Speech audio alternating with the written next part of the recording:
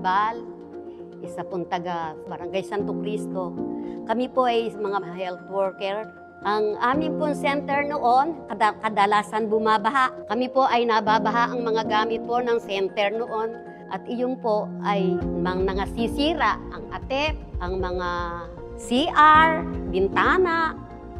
Lahat po ng cabinet doon, sira pong lahat. Ala pong matino, isa man.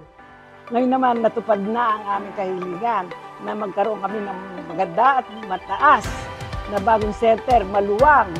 Maluwang ang kapaligiran.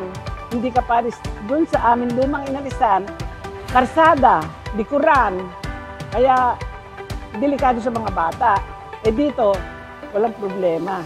Maraming salamat po sa inyong mga tulong na kami po ay nabigyan nyo ng napakaganda pong center. Maraming salamat po.